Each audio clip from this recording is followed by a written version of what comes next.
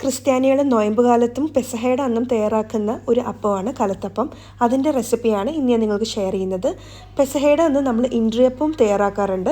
ഇൻഡ്രിയപ്പം എൻ്റെ അമ്മമ്മമാരുടെ കയ്യിൽ നിന്നും കൈമാറി വന്നിട്ടില്ല എൻ്റെ ഫാമിലി റെസിപ്പി തന്നെ ഈ ചാനലിൽ ഞാൻ കുറച്ച് നാൾ മുമ്പ് അപ്ലോഡ് ചെയ്തിട്ടുണ്ടായിരുന്നു. ഒരുപാട് പേര് ട്രൈ ചെയ്തിട്ട് ഒരുപാട് സക്സസ് ആയി നന്നായിട്ട് ഇഷ്ടപ്പെട്ടു എന്ന് ഒത്തിരി പേര് കമൻറ്റ് ചെയ്തിട്ടുണ്ടായിരുന്നു.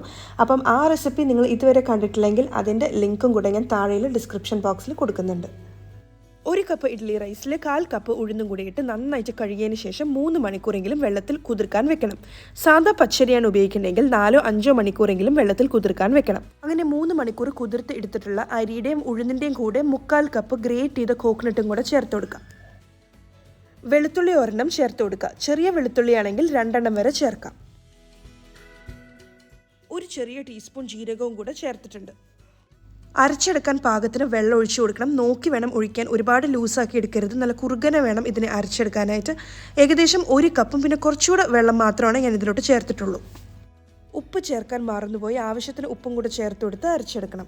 ഒരുപാട് തെരുതെരിപ്പ് പാടില്ല, ചെറിയൊരു തെരുതെരിപ്പ് ഉണ്ടെങ്കിലും കുഴപ്പമില്ല. അങ്ങനെയാണ് അരച്ചിട്ടുള്ളത്. പിന്നെ നമ്മുടെ ഇഡ്ഡലി മാവിനൊക്കെ എടുക്കുന്ന ആ ഒരു കട്ടിയിലാണ് ഞാൻ അരച്ചെടുത്തിട്ടുള്ളത്, ഒരുപാട് ലൂസാക്കിയല്ല. ഒരു പാനിലോട്ട് ആവശ്യത്തിന് വെളിച്ചെണ്ണ ഒഴിച്ചു കൊടുത്ത് അതിലോട്ട് നമുക്ക് 1 കപ്പ് ഗ്രേറ്റ് ചെയ്ത കോക്കനട്ട് ഇട്ട് കൊടുത്ത് നന്നായിട്ട് നല്ല ഗോൾഡൻ കളർ ആവുന്ന വരെ ഒരു മീഡിയം ടു മീഡിയം ലോ ഫ്ലെയിമിലിട്ടിട്ട് വഴറ്റിയെടുക്കാം. കരിഞ്ഞു പോകാണ്ട് പ്രത്യേകം ശ്രദ്ധിക്കണേ. ട്രഡീഷണലി നമ്മൾ ഇതിലോട്ട് തേങ്ങാക്കൊത്താണ് ചേർക്കേണ്ടത്. പക്ഷേ എൻ്റെ അത് ഇല്ലാത്തതുകൊണ്ടാണ് ഞാൻ ഇത് ചേർക്കുന്നത്. അങ്ങനെയാണെങ്കിൽ ചെറിയ കഷ്ണങ്ങളാക്കി അതും മുറിച്ച് ഇതുപോലെ ഇട്ട് നല്ല ഗോൾഡൻ കളറാക്കണ വരെ നമുക്ക് വഴറ്റിയെടുക്കാം. ഇതുപോലെ ഗോൾഡൻ കളറായി കഴിയുമ്പം അരച്ചു വെച്ചിട്ടുള്ള മാവിലോട്ട് ചൂടോടുകൂടി തന്നെ ഇട്ട് കൊടുക്കാം. അതേ പാനിലോട്ട് കുറച്ചുകൂടെ വെളിച്ചെണ്ണ ഒഴിച്ചു കൊടുക്കുവാണ്. നമ്മൾ തേങ്ങാക്കൊത്ത് ചേർത്തില്ലെങ്കിലും ഗ്രേറ്റ് ചെയ്ത കോക്കനട്ട് ചേർക്കുവാണെങ്കിലും ഭയങ്കര ടേസ്റ്റ് തന്നെയാണ്. ഞാനിവിടെ 26 ചുവന്നുള്ളിയാണ് ചെറുതാക്കി അരിഞ്ഞ് ചേർത്ത് കൊടുത്തിട്ടുള്ളത്. ഇതിന് നല്ല ഗോൾഡൻ കളർ ആവണ വരെ മൂപ്പിച്ചെടുക്കണം. ഒരു മീഡിയം ടു മീഡിയം ലോ ഫ്ലെയിമിൽ ഇട്ടിട്ട് കരിയിക്കാണ്ട് വേണം മൂപ്പിച്ചെടുക്കാനായിട്ട്. അപ്പോൾ ചുവന്നുള്ളി നിങ്ങൾക്ക് ഇതിനേലും കൂടുതൽ ചേർക്കണമെങ്കിൽ ഒരു കുഴപ്പമില്ല, ചേർക്കാം. കുറച്ച് ചേർത്താൽ മതിയെങ്കിൽ കുറച്ച് ചേർക്കാം. പക്ഷേ കൂടുതൽ ചുവന്നുള്ളി ചേർക്കുമ്പോഴായിരിക്കും ഏറ്റവും ടേസ്റ്റ് ഉണ്ടാവുക. പെർഫെക്റ്റായി ഗോൾഡൻ കളറിൽ വന്നിട്ടുണ്ട്. ഇതിനെ നമുക്ക് ചൂടോടുകൂടി തന്നെ മാവിലോട്ട് ഇട്ട് കൊടുക്കാം. ഇനി മുറിച്ചെടുക്കേണ്ടത് കറിവേപ്പിലയാണ്. നമുക്കൊരു കൈ നിറയെ കറിവേപ്പില നമുക്ക് ഇതിലോട്ട് ഇട്ട് കൊടുക്കാം. കറിവേപ്പില പെട്ടെന്ന് തന്നെ മുരിഞ്ഞ് കിട്ടും.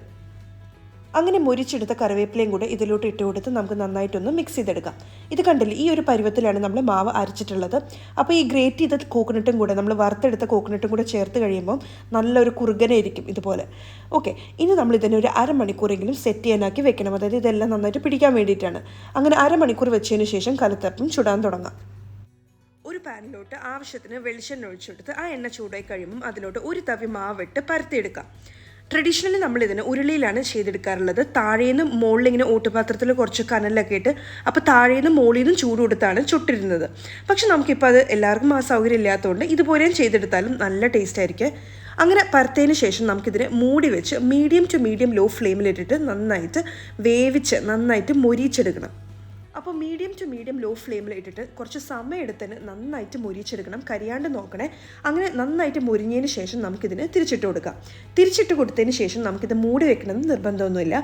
തിരിച്ചിട്ട ഭാഗവും നന്നായിട്ട് മുരിഞ്ഞ് കിട്ടണം. അങ്ങനെ നല്ല മുരിഞ്ഞിരിക്കുമ്പോഴായിരിക്കും ഇത് കഴിക്കാനായിട്ട് ഏറ്റവും ടേസ്റ്റ് ഉണ്ടാവുക. നല്ല ക്രിസ്പി ആയിട്ടുള്ള കലത്തപ്പം ഇവിടെ റെഡി ആയിട്ടുണ്ട്. ഒരു പ്രാവശ്യമെങ്കിലും കലത്തപ്പം കഴിച്ചിട്ടുള്ളവരാണെങ്കിൽ ഈ വീഡിയോ കാണുമ്പോൾ നിങ്ങളുടെ വായിൽ വെള്ളം വരുന്നുണ്ടാവും. അത്രയും ടേസ്റ്റി ആയിട്ടുള്ള ഒരു പലഹാരമാണിത്. അപ്പോൾ ട്രൈ ചെയ്യാത്തവർ എന്തായാലും ട്രൈ ചെയ്ത് നോക്കണം. ഇതിനേലും കൂടുതൽ മുരിച്ച് കിട്ടണമെങ്കിൽ കൂടുതൽ സമയം ഇട്ട് മുരിച്ചെടുക്കുക. നല്ല ടേസ്റ്റി ആയിരിക്കും കേട്ടോ.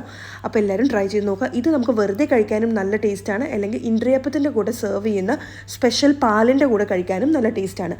ആ പാലിൻ്റെ റെസിപ്പിയും ഞാൻ എൻ്റെ പെസഹ അപ്പം അല്ലെങ്കിൽ ഇൻഡ്രി അപ്പത്തിൻ്റെ വീഡിയോയിൽ ഞാൻ കൊടുത്തിട്ടുണ്ട്. അപ്പോൾ അത് കാണണമെങ്കിൽ താഴെയുള്ള ഡിസ്ക്രിപ്ഷൻ ബോക്സിലുള്ള ലിങ്കിൽ പ്രസ് ചെയ്യുവാണെങ്കിൽ ആ പാലിൻ്റെ റെസിപ്പിയും കാണാൻ സാധിക്കും. അപ്പോൾ എല്ലാവർക്കും എൻ്റെ റെസിപ്പീസൊക്കെ ഇഷ്ടപ്പെടുന്നുണ്ടെങ്കിൽ ചാനൽ സബ്സ്ക്രൈബ് ചെയ്യാനും മറക്കരുത്. Thank you so much for watching. By.